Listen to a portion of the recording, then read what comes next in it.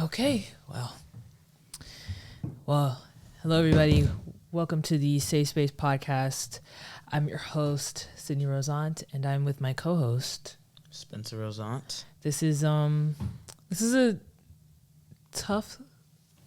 different one for us. We've never done like a tell-all, but I guess this is what I would say. The story starts off with me being a member of the Brown University women's basketball team, and it kind of ends with me having to leave the team because of me being diagnosed with cancer. And then it really kind of ends with me leaving the team like for good and taking a medical leave of absence that turns into a gap year. So I guess I'm just really gonna just tell all, because there was a lot of racism that I experienced. There was a lot of what I would describe as emotional abuse. And I think that this is the side of sports that they don't tell you about. Like, growing up, you're always excited to be an athlete, but they don't tell you that this is a possibility that you can experience like abuse at levels that are exorbitant, to be quite frank. So do you have any questions, Spencer? I brought you here with me because you've been my support system through this, like, you've been my support system through this like journey. So I figured it would be best to have you on to help me tell the story. And you kind of know some things, but you don't know everything. Right.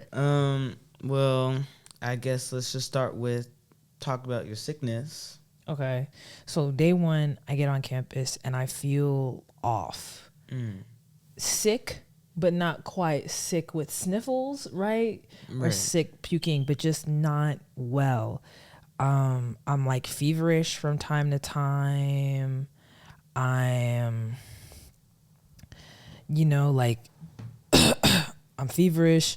Then I started getting these night sweats. I don't know why. I was losing my appetite. I was eating maybe like one small meal a day, and maybe it would either be breakfast or dinner. I wasn't eating lunch. I noticed that I was sleeping longer and longer. I usually am able to sleep for like 4 or 5 hours and I'm good. And during that time, I would have to wake up early for either practice or to shoot on my own. And I would have to go to bed at like 10, 9:30 sometimes because I was so tired.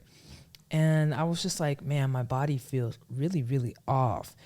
And those first 3 weeks of me being on campus, I was just like, this is just weird. I kept getting COVID test after COVID test because I'm experiencing something, like I'm experiencing some symptoms, but like I just didn't know what was going on. I figured, probably just a weird cold that just is persisting, some weird sickness. And it's funny because one of my friends was like, oh, got a cold. And then they were like, oh, Sydney, you gave me what you have. And it's just like, in the end, it's like, I'm not the one who gave you what you have. But so I think it was maybe like the third week or the fourth week that I was on campus, and I noticed a lump on my neck. And it was like, it looked like a mosquito bite, so that's what I thought it was. But then for like maybe 2 days, it never itched. Not one time did it itch, and it was getting a little bit bigger. And I'm like, what is this? So I look it up, and it was like, okay, I have a swollen lymph node, but I've been feeling sick, so that makes sense, right? Like my immune system is like acting up. And then I called mom, and mom is a nurse practitioner, so she's like, she knows these types of things, and she's like, oh, you probably just have a cold and you've been telling me that you feel sickly, so that makes sense, it should go away. Then I remember this week very vividly because my life changed forever this week. On Monday we had our last like official practice, I think. And we had to run these things, they call them 24s. So a 24 is up and down the basketball court twice. So we're running the 24s, and I feel awful. Now, throughout this like conditioning, because at the beginning of the basketball season, it's conditioning. So throughout the conditioning process, I had not been feeling good. I felt very weak. I felt very just, like fatigued. And I don't usually feel that weak. Usually like conditioning is tough, but it's never that tough. Yeah. Spencer, I was wheezing, huffing and puffing. Like I didn't think I was going to be able to finish the exercise because we had to do 16 24s. I ended up finishing, but I was completely disoriented. Like probably could have passed out, honestly, that kind of disoriented. So at a certain point after that, we were doing these like one-on-one drills. And during the break, I'm trying to catch my breath. I realized that I'm not actually getting all the oxygen. Like when I do this, something is stopping the air from me exhaling, if that makes sense. I'm like, okay, hold on. I can't really breathe. And I have a lump in my neck. So I kind of put 2 and 2 together. I'm like, it might be this lump is maybe preventing me from breathing. I don't know. So after that practice, I go talk to the trainer. So the trainer does this thing, right, where he's like, okay, well, let's see what I can see. He does this, right? He puts the flashlight and then he like puts it up my throat, like, right? That type thing. And he doesn't see anything, which is a bad sign, because if you have like, say, a sinus infection or you were sick, your sinuses should be swollen. Mine weren't. So he's like, you need to go to the doctor. So I go to the doctor. And at this point, I had looked up like what it could be. And obviously, like if you say swollen lymph node, it's going to say like cancer or like HIV. Right. So I'm joking like, oh, like I might have cancer type beat. Child. Don't tell morbid jokes. Don't do that. So anyways, sorry. So anyways, I go to the doctor. And I tell her like my symptoms. I tell her about the night sweats. I tell her about me feeling feverish. I tell her about the lump. I just say everything. And she's like, okay. She's like, well, if you feel like you're lightheaded and you can't breathe, you shouldn't be playing, right? So they take away kind of like, I forget what it's called, but they say you're not going to be playing for a little bit until we can figure out what's going on with you.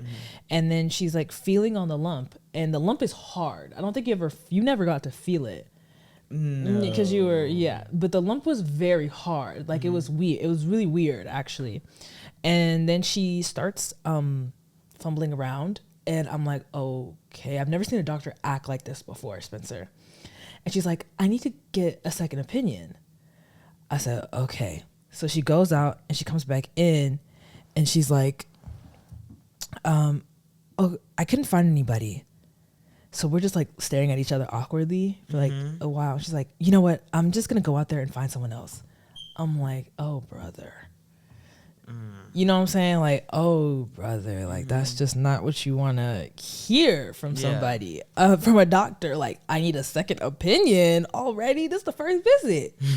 So an older doctor comes in, and they're feeling on the lump, looking in my throat. They're like, do you feel like you have any sniffles? I'm like, no, like I haven't felt like I have allergies at all. They're like, okay, you need to get an ultrasound. So they basically tell my coaches that, I'm not clear to play anymore, and I have to get an ultrasound. And so now I'm like, okay, this is like scary. I thought they were going to tell me I have mono, or like I have like a crazy case of strep. So do the ultrasound. I do the ultrasound the same day. The people at the ultrasound said that it just looks weird, the lump. That's all that they can give. It just looks weird. I'm like, what does that mean?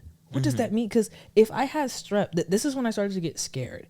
I was like, if I have strep, then like y'all would tell me. It would be on the first visit, right? Strep is not hard to figure out. If I have mono, it would be on the first visit. Yeah. They also took my blood on that visit too. So like you would find it pretty quickly. So for the people at the ultrasound, whoever was reading the ultrasound, to say, oh, it looks weird, that's terrifying. You know what I'm saying? Like nothing in your body should look weird. Yeah. So then they're like, okay, because it looks weird, you need an MRI. So we're trying to schedule the MRI. Sometimes it takes a long time to schedule. So I'm thinking like, I'm not going to get this MRI for a couple weeks. I'm just going to be not clear to play. Like, I don't understand what's going on. I have this lump in my neck. I'm kind of stressed, but not like completely stressed yet.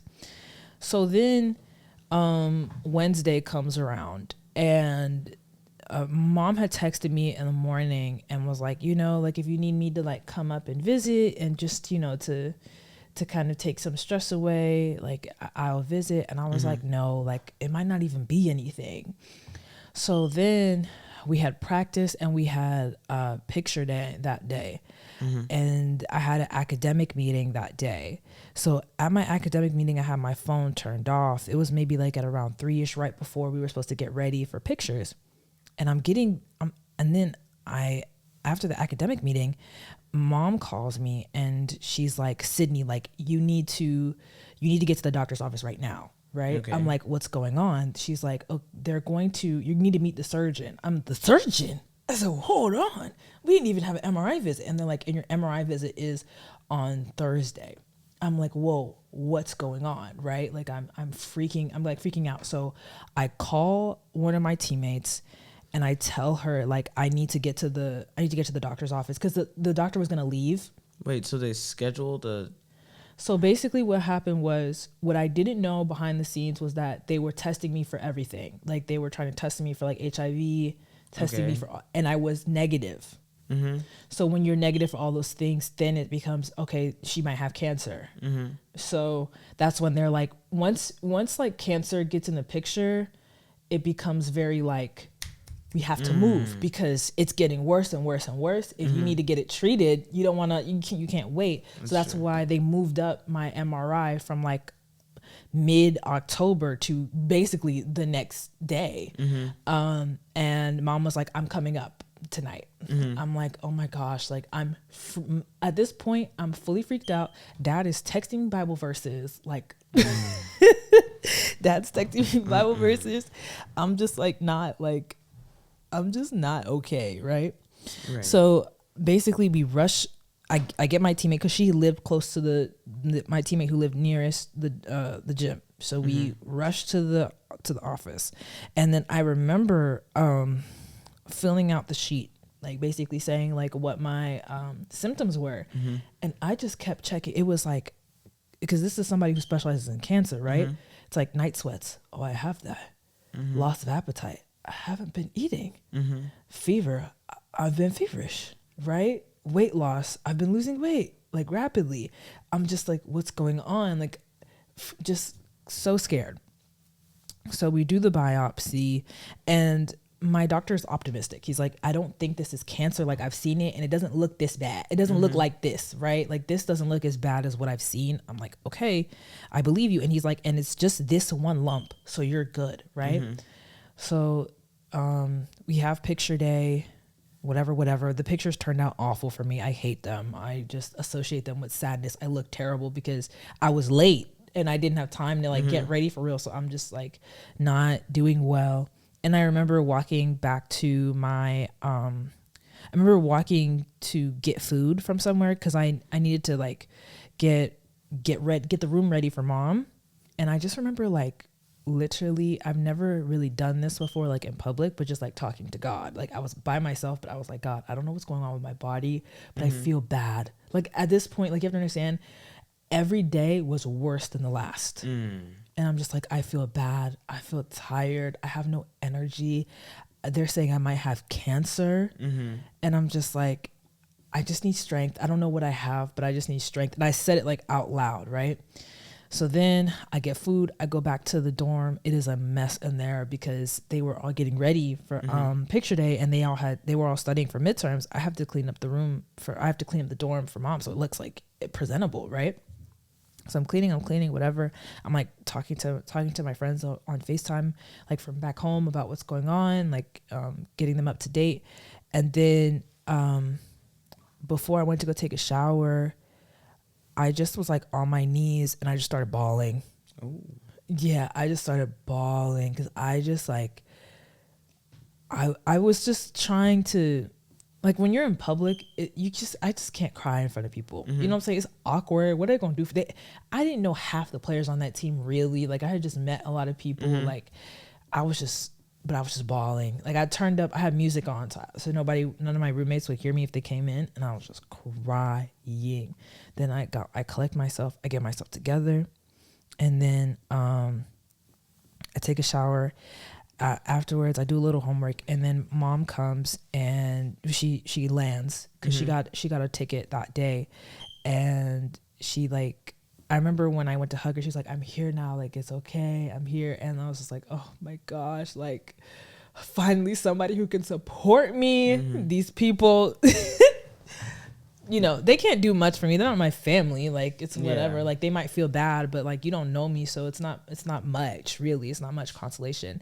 And then mom does her own exam on me, and she's like feeling around, and so it's not just this lump on in my neck. It's on my ears. There's a couple lumps on my ears, and that's when I think I got scared, really scared, because one lump was okay, but multiple means that I probably have cancer. So then the next day we have to go to the MRI, and this was the first time I had like a panic attack, I guess, because like the MRI machine, like it just freaked me out because I didn't know that it was gonna be super loud, and I didn't think the thing was gonna be this close to my face.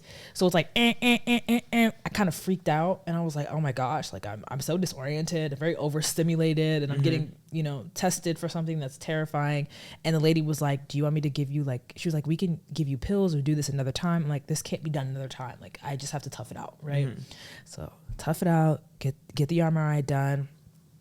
I'm still just like, so just nervous, whatever, right? So Friday, this is the day we're supposed to get the results, and this is the day that my mom and I met with the head coach, and we kind of set up a cancer plan, right? If I was going to stay in Providence, okay, I'd be getting treatment in Boston because they have like the best doctors. Somebody's got to take me there. Then looking at like grants and funds for things that happen like this, so I can get money to pay for, you know, school, because a lot of money would be going to hospital bills. Right. And then, you know, just sort of figuring out like worst case scenario. So there's like a whole plan pretty much written out. There was we were gonna throw a hair party because I was gonna lose my hair. Yeah. Don't laugh. That's bad. Yeah, don't laugh. It was bad. And then I moved out from my dorm that day, and I moved in with my cousin, Willie. Shout outs to Willie and his husband, Bobby. They're my faves. And it was nice to just kind of get away from my environment. And then on that day, probably around like 5-ish, as we were moving out, I go to take a shower. And then when I come out from taking the shower, my mom's on the phone with somebody from the MRI place, and they're like, I didn't hear them say, oh, she has cancer. I just heard them say, we hate to give this news. Like, I'm so sorry. And so you can just imagine me, like, I'm just in my towel. And then mom's like, you have cancer. And I just started crying. Just crying and crying. And then I go out into the suite, tell my roommates, because my roommates left, my suite mates, they left class to come console me. Basically, this is the beginning of my cancer era, essentially. And not right. Okay, come on. And let's go. Okay, so this is the beginning of my cancer era, and this is when I just pretty much telling all the important people in my life that, you know, I have cancer, and tell the team. I want everyone to understand that everybody knew what was going on with my health when it was happening. Okay. Everybody in my sphere knew, coaches, players. Okay. I just want that to be clear for later on in the video.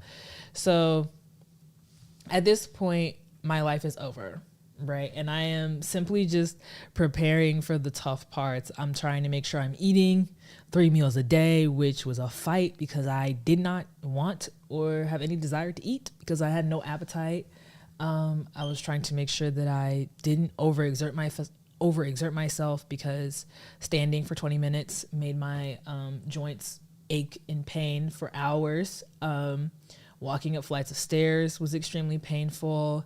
Typing, if I typed a paper, I felt that for a couple of days in my joints, in my I felt that. no, I did. It was truly, I didn't know peace at all, and I want people to like really get that.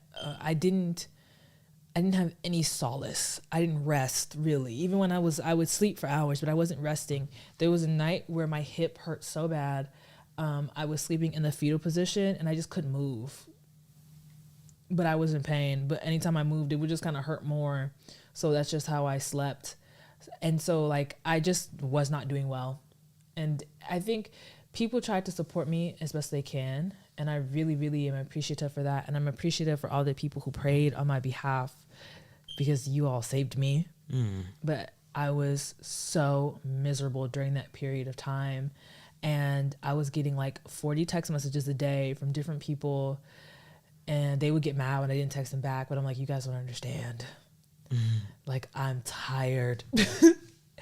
And I was doing my best to support the team, which was the worst decision I've made in my life. I regret supporting that team completely because they didn't really support me back. To be fair, I was giving and giving and giving to something that was never going to give me anything in return. There was a practice. It was really bizarre. So after practice, it was a bad one. Most of the practices were bad practices. So this wasn't, I didn't think this was out of the ordinary. We weren't a good basketball team that season. Right. And so one of the assistant coaches after the practice, we're in the locker room talking about the practice. She calls me out, right? Because I would try to be vocal and help players out in whatever ways I could.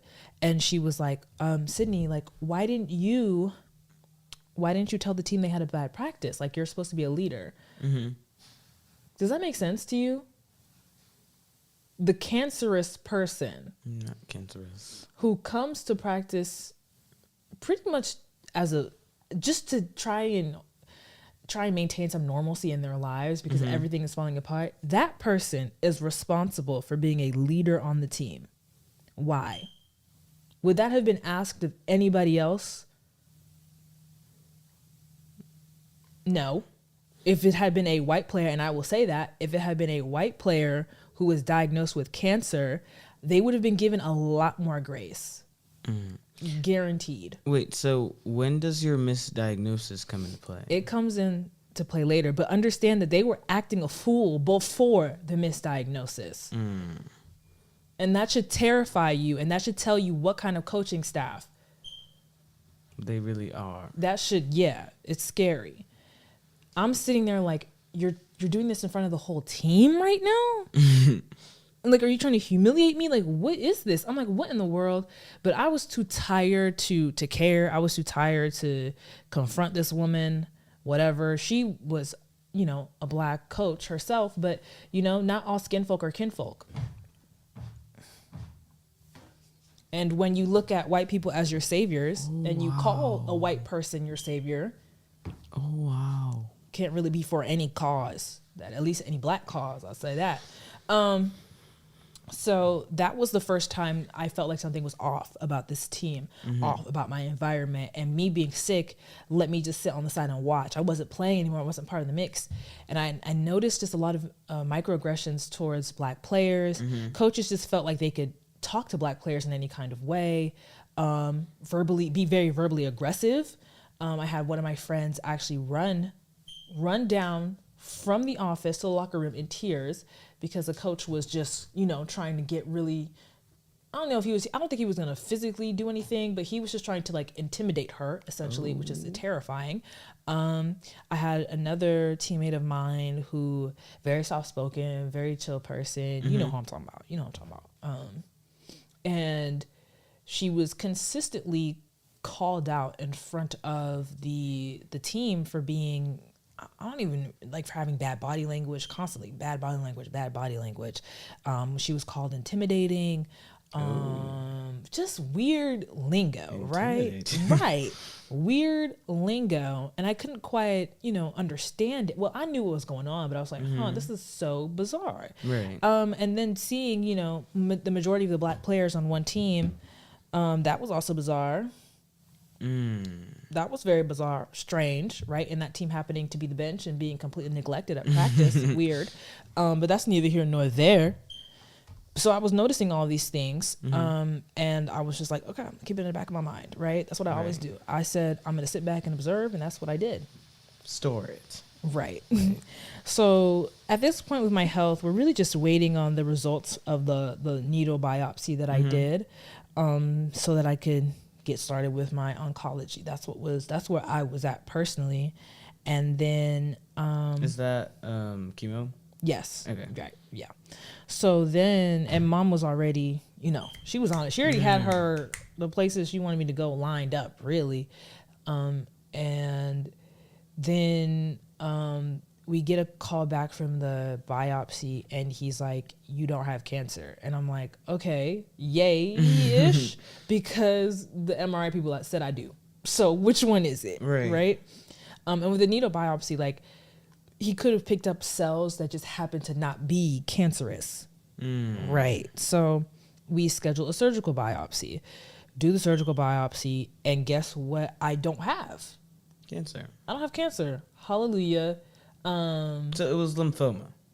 That's what they diagnosed me with, okay. Right? So now I don't have cancer, but I feel awful still. Like, it's crazy because, like, this really amazing, miraculous, and that's what that was. I want everyone to understand that was miraculous. It was. But I feel worse than I did before. Right. Like, I'm getting worse and worse and worse. And now we start researching, what do I have? They were like, you could have lupus. You could have cat scratch disease. Right. Yeah, that's not it. Right. You could have just all these different autoimmune disorders. So let's just say I've been tested for everything under the sun. I've been tested for the how'd they do it? Blood, just drew my blood a bunch. The people at the lab tests at Brown Health Center, they saw me. They saw a lot of me. It was like, did the first one not do it? What do you mean? No, because they didn't know that they would have to test for all these things. Oh, like, so they have to use a fresh blood sample for everyone? Pretty much, I think. Oh, okay. Like, they took lots and lots and lots of blood. But the thing that was, like, kind of not embarrassing, but just, like, indicative of where I was health-wise was, like, they would, like, be like, I just saw you. And then they would get this sheet of all the things they were testing for. They're like, I don't even know what any of these things are. And I'm like, I don't know either, man. Let's just say I'm not doing well. So then, obviously I find out that I don't have cancer, and that's great. And we go through this, like, process of, like, figuring out what I have. Wait, so at this point, were your things removed? Were your lymph nodes? One was removed, and they were getting smaller. So they were shrinking. So, like, my body was starting to, like, kind of, it was going through something still. But, like, I don't know. It was going through what it was going through. But then during this period, it's tough to heal when you just have crazy people around you. And that's what was going on, because the first game of the season, we traveled to Fairfield, which is in Connecticut. So they still didn't know what you had by the first game? No. I was still like, I don't know what's going on with me. So first game, don't know what's going on with me, type beat. And so the team, we had done these little racial justice meetings, which is basically where the black players had to air out all of their traumatic experiences with racism after George Floyd was murdered, and we did so. Oh, wow. Yeah, and we did so for about, like, a year or so over Zoom before we all, like, met each other. And the reason why I participated as aggressively as I did was because I knew that I was on a team with people who are going to be influential, right? Go to an Ivy League school. This is an opportunity to help, like, people who are going to be CEOs, people who are going to be in a position of power, like, you have the ability to really help the Black people in your sphere, right? Mm-hmm. And so maybe me telling you these stories and me emphasizing, like, hey, if you care about this, if you think that, if you know this is a problem, and you will know this is a problem because I'm going to tell you how this is a problem, you will make sure that the Black people who are around you and who are maybe in places that are, or in positions where they are vulnerable, that you will be well equipped to help them, right? Because I remember my teammate from 5, 10 years, 20 years ago, she told me about this, and like, it stuck with me. So that's why because like, I'm just saying, like, in the future, you know, like in the future, when they're in these big, I'm CEO of this, I'm CFO of this, I was I'm like, when you just started head of walking. HR. No, like, yeah. So like 20 years from now, they'll be able to like recall these experiences and conversations, and, you know, make a difference, essentially, whatever difference they can make. And I remember our head coach, she asked, like, okay, what can I do to not be performative, right? And I told her, don't make that face. The faces can come later. I told her, if you don't want to be performative, then what you can do is you can recruit Black players into the Ivy League, because we play basketball, and this is a sport dominated by Black women. And so you can ensure that there are at least 2, 3, maybe even 4 Black players on your team. You can make that happen, because the previous coaching staff did that for us. So it's very much possible, right? She's like, okay, whatever. So this situation before the Fairfield game became very contentious, because we hadn't really discussed whether or not we were going to kneel for the anthem or not. So it became this whole conversation. It just blew out of proportion. Like, my thing is, like, it's very much 2 + 2 = 4, right? You know about racism. You know how it exists. You know that it is like weaved into the fabric of America, right? So you know what the flag represents. So yeah, you can stand for the flag, but you knowing what it represents says that you're okay with it. Right? Right. Unless it means something else, but that's what it means. That's what this country is about, right? And so, like, people were upset, like, why can't I stand? Type B. It's like, you can. Nobody's telling you can't. I'm not going to tell you what you can or can't do. But if you can't give me a reason for why you're standing, well, I give you a reason for why I'm kneeling, but you can't give me a reason why you stand. It's supposed to be so important. It's this, that, and the third. And then you say, like, oh, my so-and-so is in the military. Well, what does the flag have to do with the military? Please give me, like, the direct correlation.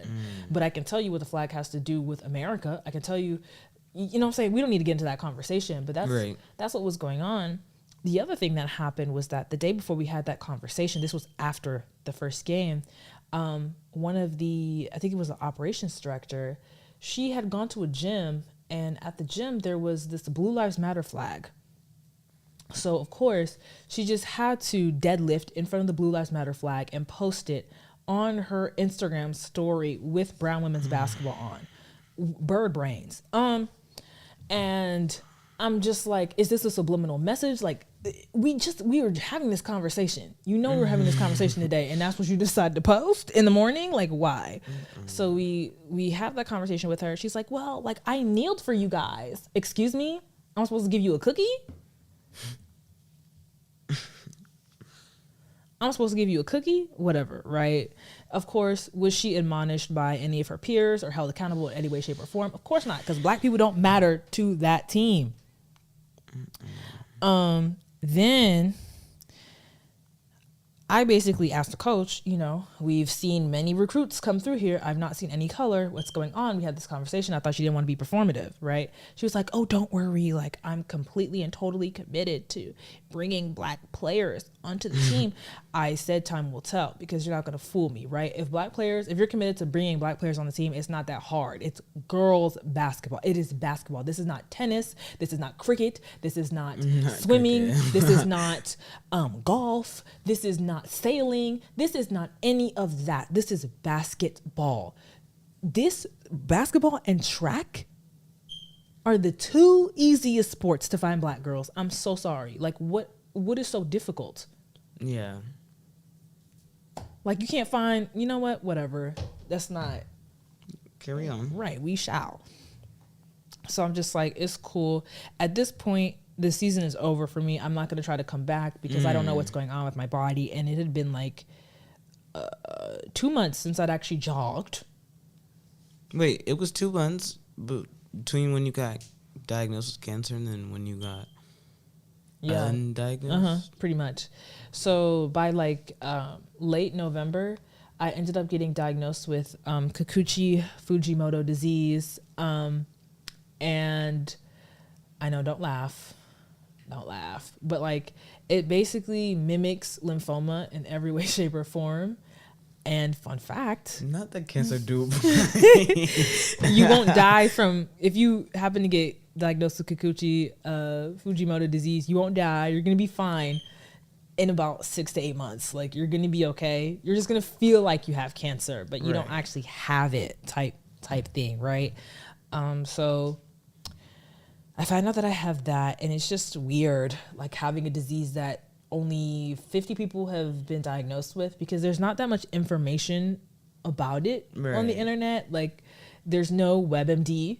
Not WebMD. You know, there's nothing you can do. There's no treatment either. They were like, we can give you like these steroids, but we don't know how much to give you. And like, I was like, it's cool, whatever. You're so unique. Wait, 50 divided by, how many people are in the world? 8 billion? Hold on, let's. Not you doing the math. That's hilarious. Okay, wait.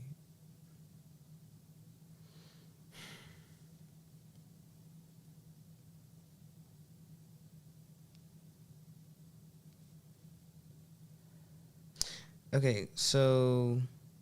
Oh, wow. Not the E10. That's how you know. Yeah, you are. I don't even know what this number is, but it's less than 1%. It's a lot less than 1%. Right. Yeah. So I'm in a very small community. Very small community, like 0.000000006. Yeah. But there's also there's the potential that a lot of people who've been diagnosed with lymphoma didn't have it and actually just got treated for it. Like, that's crazy. The thing that it will say when you research the disease is that like the most dangerous part of the disease is that it is frequently misdiagnosed with lymphoma. So they've caught it in less than 50 people, but like, you really don't know how many people have had it, and they like got the like, oh, I have cancer, started getting treatment, and they just got chemo for no reason, but they'll never know. That's true. They'll be like, oh my gosh, like chemo worked. Yeah, they'll never. It was always going to. That's true. You know what? Praise God. That's all you can do, man. That's all you can do is praise God. After I find out that I'm like misdiagnosed and everything, like everything kind of calms down, but I'm not doing well still. Like throughout this has been just an emotional roller coaster for me. Right. I'm physically not doing great. I'm exhausted, and I'm trying to give my all to things I shouldn't give my all to. And at this point, like, I regret not going home. I do. I should have gone home once I got diagnosed with cancer, but I wanted to stick it through. I'm a basketball player at heart, or was a basketball player at heart, and unfortunately, sometimes I was more committed to the game than to myself, and that's, you know, that's where things kind of went wrong for me. So we had a game in Vermont. The head coach wasn't there because she caught COVID. And it was like a Thanksgiving tournament. That's what it was. So the day after Thanksgiving, we drive up to Vermont. It's about a 4-hour drive from Providence. And so I'm exhausted. Okay, the fatigue was the worst symptom for me. And like, people don't understand about fatigue, like, is that it's terrible. You just never have energy. You never have energy, like, physically, emotionally, mentally, like, and I was depressed, so that makes things worse. Yeah. And you know, just those feelings of like hopelessness, irritability, like I just wasn't me. And I just didn't see like a way out of like what I was dealing with. I was just so lost in the sauce of brown women's basketball. So So the assistant coach comes over to us. There was a few injured players on the team, but she like walks over to us, me, a black teammate, and one of the white freshmen, and she was like, "Hey guys, we need to have a powwow." So this coach, she like called herself like the coach of the injured squad. Why she wasn't focused on the players who could play but weren't doing well, I don't know. But you know what? We all have our priorities. And during this like shoot around, we weren't doing anything because there's nothing to do. Okay, we didn't need to do scoreboard. We didn't need to do anything. Usually, I would do the music and then like help out with various other things they would ask us to do. But there was nothing to do. So she comes over to us. She's like, "Hey guys, let's have a little powwow. Let's have a little chat. So getting to travel with a team, like as injured players, is like a privilege. And a lot of teams don't do that. And so like, you have to really find different ways to like increase your value. So maybe like, put your scout out or like, and like, read off the different players, like as we're going through plays, which you're just not supposed to do. And I don't remember what else she said, cause it was so long. It was like over a year ago now at this point, but she was just like basically telling us that, we need to find new ways to increase our value. If we need to increase our value, that means that our value to the team is low. Right, it's not where it's supposed to be. And I just don't think that an injured player or a sick I wasn't injured, I'm sick. I don't think that a sick person's value should be in question. So I sent her a very a text. I will put the screenshot up so that y'all can see the text, see what I was going through. So I said, "Hi coach, I was incredibly disturbed by how you addressed ex-player, and me today. After much deliberation, I've decided that I will be recounting the comments you made to the head coach. I was not aware that as an injured player, I was required to earn my right to travel with the team. I also was not aware that our value to the team was in question. First, we've played a total of 6 games, and not one time did you mention that we needed to have our scout open during the walkthrough. If this was truly a demand that you had for the injured players, I would have obliged, as I have with everything that you've asked of me. You bringing this to our attention when the walkthrough had reached its end was inappropriate and should not have occurred. You have constantly wanted me to be accommodating to the needs of this team and have never acknowledged the trauma I am enduring. I have an illness that no one understands. Let me reiterate. This is an illness that is a literal medical anomaly. So any bit of energy you see me with is all I have to give. I'm not interested in going back and forth with you. Like I said before, I'll be speaking with the head coach. You had your chance to state your opinion. This is simply my response." She just said, "Hey, Sid, I appreciate you sharing your concerns," right? That type of thing. And, obviously I met with the head coach to talk about the situation. She gave me the runaround. Just, being like, "Oh, like, we just need to talk about this and whatever. I just don't think that there's anything to talk about, right? My value should never be brought up in discussion, whether I'm a bench player. I could be the worst player on the team. A bench player, a injured player, sick player, no legs, no arms, no eyeballs. I don't care what it is. If I am a member of the team, there is value present. If there's something wrong with how I am performing, you can speak to me about my performance. But because I'm sick, there's nothing. If I am not bothering anybody, then I should not be spoken to. Yeah. Unless you're asking me, how am I doing? That's it. Having demands of me is disgusting. It's disgusting. And I don't even think people like realize, who are in the sphere, realize what was like going on for real. Like that is blatant racism, because they would never ask that of a white player. Never. The fact that I am required to give you labor while I am sick. I'm supposed to provide you with a service while I'm sick is disgusting. I would have to do the film, right? I would film the practice from time to time, and they would give me mad attitude because like sometimes I would be like, I like to troll people sometimes. I'd be like, "Oh, I have to do my rehab before like my little stretches." Before filming. They would get mad at me. But like, like why do you want me to do the filming? You have managers that you pay to do this. Yeah, Am I getting paid? No.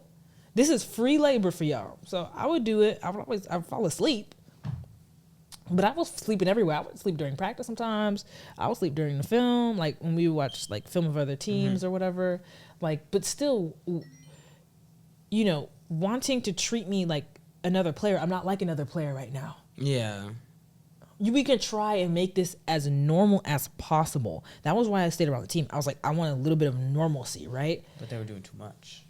They were not just doing too much. Like, this isn't even how you would treat a normal player. That's weird. Right. So I was very frustrated by that. But, you know, I tried to push through. I did. So things are just the same, right? Same old. We're just dealing with same microaggressions, nonsense. Right. Come home for Christmas for like 2 days. I was able to kind of finesse my way into extending it like 48 hours because I didn't get vaccinated or something. I don't know. I wasn't really technically even supposed to, but I was just like, I don't want to go back there right now. Right. So I get back and the team was in New York. This was during like Omicron. So I didn't really want to be around while all this COVID was going on because I'm highly immunocompromised. So they get back from New York and we're supposed to have practice, right? And so at this time, I had made the playlist for the games, like that they would play like warm-ups, since I had literally nothing else to do for the team. So it's like the one way for me to just feel like I'm a part of something. I get a text from one of the players and she tells me, hey, like a coach has reached out to me and told me that she wants me to make a new playlist. And I never had a mental breakdown this bad and this like ferocious. That's the only way to describe it. Not ferocious. In my life. I was screaming. My roommates, like I got the text and I'm like reading it to my roommates and I'm like, I'm not going to practice, right? And then I start yelling, scream crying. Like I've never, because for a period of time I wasn't crying. I wasn't like, I was so numb, but it was really just like a ticking time bomb. So it blew up, right? And it just kept blowing up for months, honestly. But I was screaming. I was like, I have given this team everything. And I did. And I wish I regret it my life. I regret it so bad. And I was just crying. So I text the coaches. I'm like, I'm not coming to practice anymore and I'm not coming to the games and I'll come back when I'm ready. I was like, this environment is hostile. This environment is just too much. I don't want to do it. I can't be around y'all like anymore. Like I need to be rested. I need to be healed. And so while I was up there, I was still depressed. I was up where? Up there, as in like Rhode Island. I was still depressed. Like I would go to rehab, but rehab is like once or twice a week, right? Right. But outside of that, there were times where I didn't leave my room for days. I would just DoorDash. It was so cold.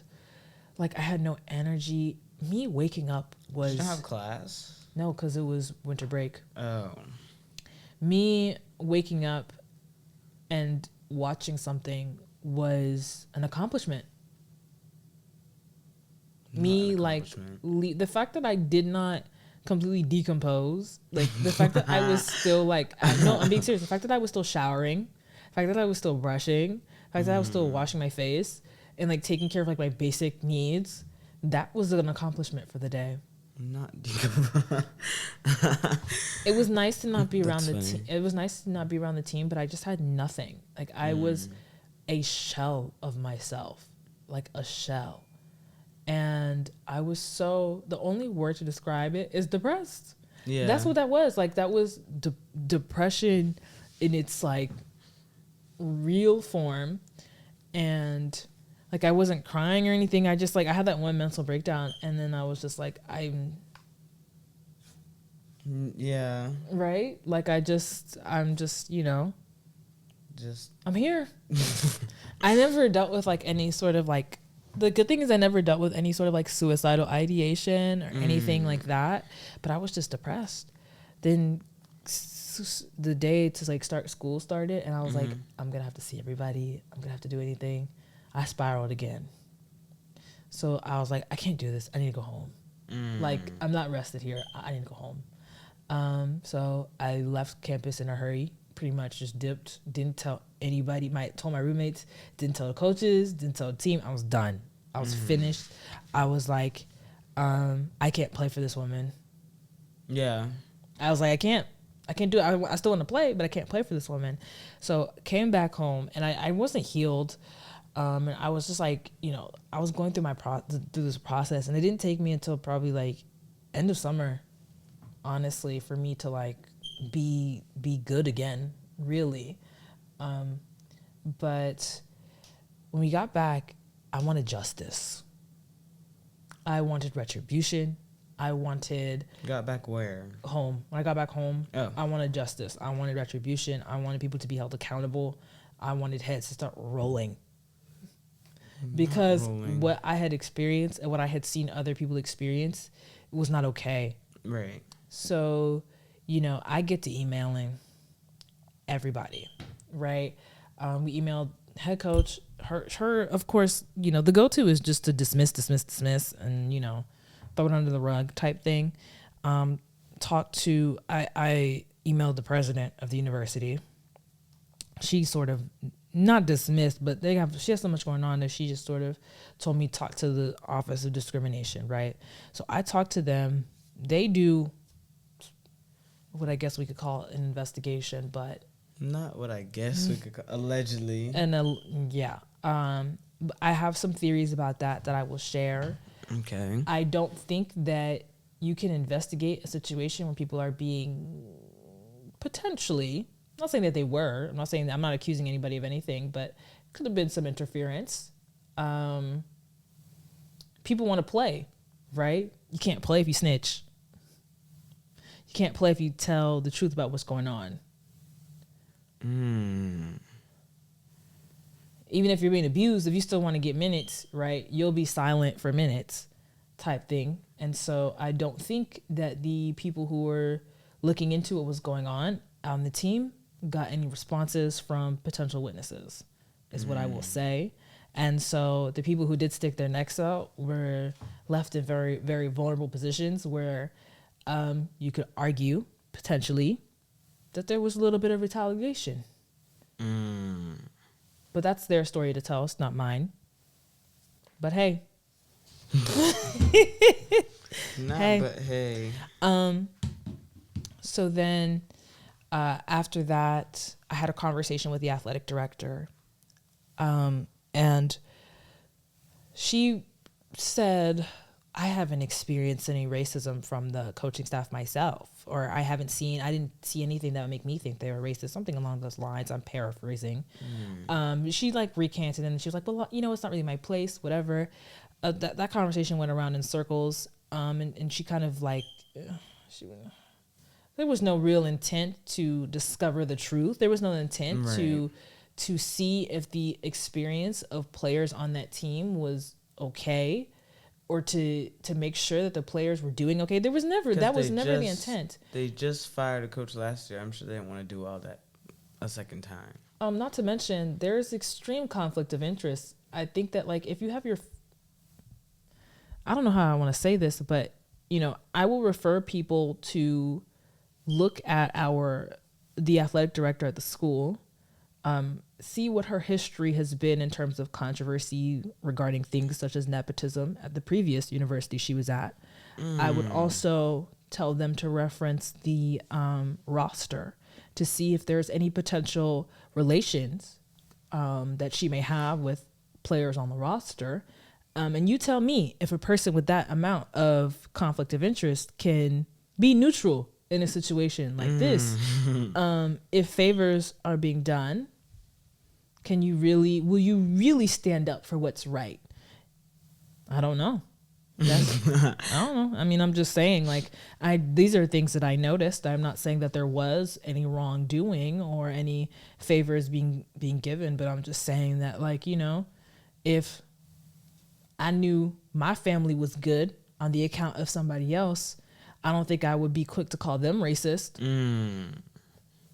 So at this point, I wanted to go full send, but then I just didn't. And I just waited, right? And I just kept waiting and waiting and waiting. And then, But what was your full send plan? What I'm doing right now is a blessing to that team. I'm not doing this for vengeance. I'm doing this as a story because my experience is valuable for people like me who want to come to these types of institutions. They need to know what it's like, and they need to know that, like, hey, worst case scenario, this is what's going on. Yeah. And for them to be aware of that and to ask the questions they need to ask. If you're a black girl, you're about to join a team and you see that there's no other black faces, ask why. If you want to visit and you don't see, and there's black players on the roster, but you never get to speak to any of them, ask why, right? Don't just accept what they give you, because you might join a team and realize, OMG, this is not what I thought I signed up for. Yeah. And so that's why I did this. And I'm very disappointed in my experience at this school, because this is supposed to be the ultra liberal Ivy. And I've never experienced racism like this in my life. And I live in Cherokee County, Georgia. Mind you, it is 90%. What did Trump win? Was it 70% of the vote? Trump won 70% of the vote. That tells you I went to everything you school know. with kids who wore Confederate flag shirts. They have Confederate flag license plates, and I've never experienced this type of racism before. So That's bad. right. So yeah, this is a story that just needs to be told. Yeah. And I think that, this is just the tip of the iceberg for me. I'm going to go into depth about situations and scenarios and everything, because I don't see why I shouldn't capitalize off of what happened to me. But I also want people to know that I'm okay. I'm more than okay. Made it out the other side. I made it out the other side, and I made it out the other side a better person. I'm free of that. Yeah. I have no connection to it anymore, and there's shadiness, and there's always going to be shadiness, because I'm a shady individual, but there's no bitterness anymore. And I think when I was really pursuing justice, it was just bitterness. Right. You know what I'm saying? It was me wanting to make them hurt the way I was hurting. This is clean shadiness. Right. This is just hey, good fun. You ruined my life, but it's all good.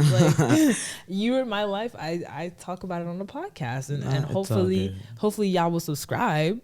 Right. Hopefully y'all will subscribe and do all that. But that's what this is. Fun little story time. Right. Are we missing anything? I don't think we are. I think we told the full story pretty much. Yeah, I mean, this is our little Meghan Markle Oprah moment here. Yeah. But yeah, I mean, it's nice to just say it. Now I don't have to sugarcoat it, that type thing. I wish everybody who's on that team the best, because Lord knows they need it. And I wish the best for the coaching staff. I hope that there's some serious introspective moments for them. I hope they grow. I hope they realize that they're in positions of immense power. I hope that they recognize that they're not just dealing with commodities. They're dealing with people who are young, people who are impressionable, people who are vulnerable, and to act accordingly. But yeah, that's about it. That's all I really have to say about that. Again, I'm fine. I'm so much better off. And I think this was God's plan. As crazy as it was, I'm healed. I don't have much pain anymore. And I'm also healed eternally. And this year away from school gave me some time to figure out some plans for myself and figure out what I want to do. And so that's it. This is my testimony of sorts, and of just how you know, God can get you through. And it was, again, I want to thank all the people who prayed, because it was them who got me through when I had cancer. Because, like, you know, sometimes things happen and, like, you don't really always know what it really is, what's really going on, because somebody looked at what was inside me and said I had cancer. That's what they saw. You know what I'm saying? So who's to say I didn't have it and got healed type thing? You know what I'm saying? Who's to say? But yeah, that's all I got for you guys. That's all we have for you guys. This is it for us, Spence. This is the last hurrah for a minute. Yeah. I mean, yeah, basically. How are you feeling? We're not gonna be able to pod for a while. I only like talking about myself, but we know. But, like, well, should we give them a little update? Yeah, let's go. Like, yeah, give an update. Isn't give an that update. important?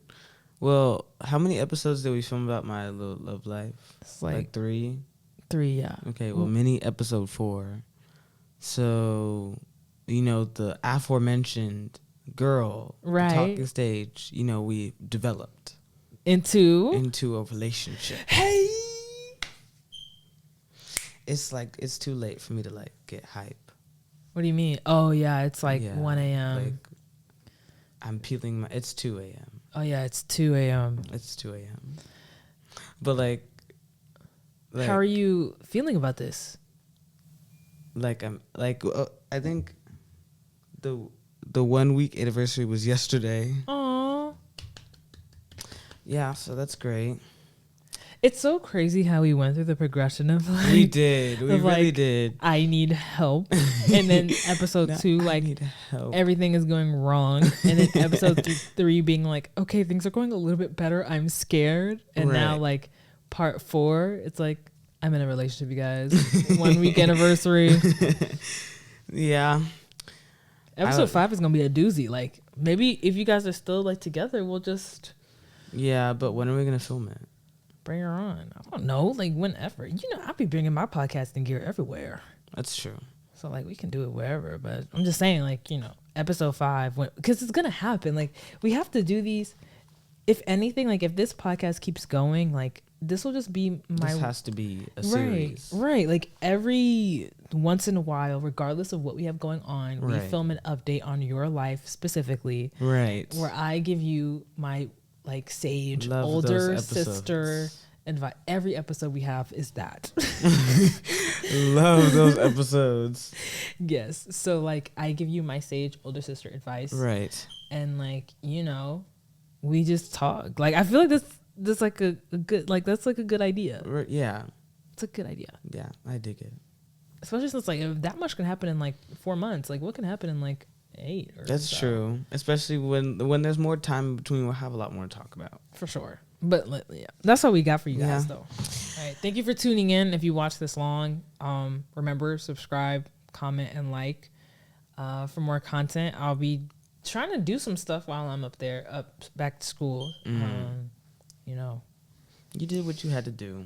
I did. I did what I had to do. It was time. And I told people that this was gonna happen. So, you know, they should have known. I told them that I didn't want to go this route. But hey, man, things happen. Sure do. Peace. Deuces.